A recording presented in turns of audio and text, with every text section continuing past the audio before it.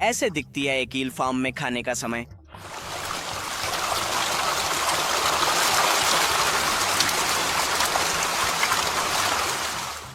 मेंढक इसी तरह सतहों से चिपक जाते हैं। ऐसा लगता है जैसे उनके पेट पर गोंद लगा हो। मगरमच्छ एक बड़ी दावत के बाद कमजोर हो जाते हैं। वे इतना खा लेते हैं कि हिल भी नहीं सकते। डोल या एशियाई जंगली कुत्ता इस तरह से अपनी सीमा तय करता है। वह अपनी 2 टांगें हवा में उठाकर पेशाब करता है। एक गोताखोर को समुद्र की सतह से लगभग 18 मीटर नीचे यह केमैन आराम करता हुआ मिला। कैलिप्टोसिफाला एटेनुआटा कोस्टा रिका के जंगलों का एक कीट है जिसके बारे में हमें बहुत कम जानकारी है, लेकिन हम तुम्हें इसकी उड़ान भरने की अनोखी शैली जरूर दिखा सकते हैं। पहली नजर में यह कीट बहुत सुंदर लगता है, लेकिन दिखावे पर मत जाओ। फेल्पा चींटी का डंक दुनिया के सबसे दर्दनाक डंकों की सूची में 4थे स्थान पर है। कुछ जगहों पर इन्हें गायों की हत्यारी भी कहा जाता है। शर्त लगाता हूं कि तुमने कभी इस जानवर को नहीं देखा होगा। यह उत्तरी बैंडेड ट्राइटन है। यह एक ड्रैगन जैसा लगता है। यह है गाउरोमेडा साइरोस, दुनिया की सबसे बड़ी मक्खी। जब इसके पंख खुले होते हैं तो यह 10 सेंटीमीटर तक चौड़ी हो सकती है। तुम नहीं चाहोगे कि इनमें से कोई तुम्हारी सूप में गिर जाए। कौवे एक विवाही होते हैं, यानी उनकी केवल एक ही जोड़ी होती है।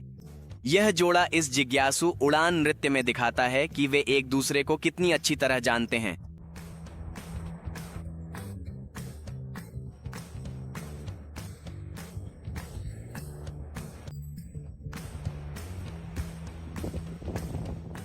यह कुकनन का खुरदुरा मेंढक है। इसे इसकी अनोखी बचाव शैली के कारण पत्थर मेंढक भी कहा जाता है। जब यह खतरे में होता है तो अपनी टांगों को सिकोड़ लेता है और एक पत्थर की तरह ढलानों पर लुढ़क जाता है।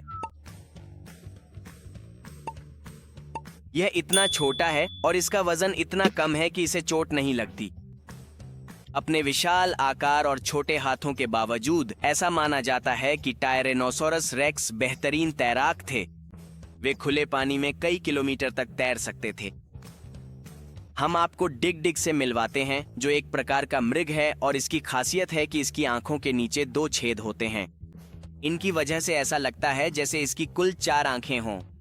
सुनिए, ये किस तरह की आवाज निकालते हैं ताकि झुंड के बाकी सदस्यों को खतरे के बारे में बता सकें।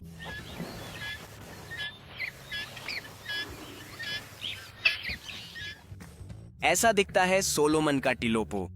यह कबूतर की एक प्रजाति है जो पापुआ न्यू गिनी के सोलोमन द्वीपों की मूल निवासी है। इनकी खासियत है इनके सीने पर गहरे रंग सफेद, हरा, पीला और गुलाबी। कीड़ों के पंखों में ऐसी संरचनाएं होती हैं जो पानी की बूंदों को तोड़ देती हैं और साथ ही साथ झटके की लहरें भी बनाती हैं, जिससे टकराव की ताकत सीमित हो जाती है। इसी तरह वे बारिश में उड़ सकते हैं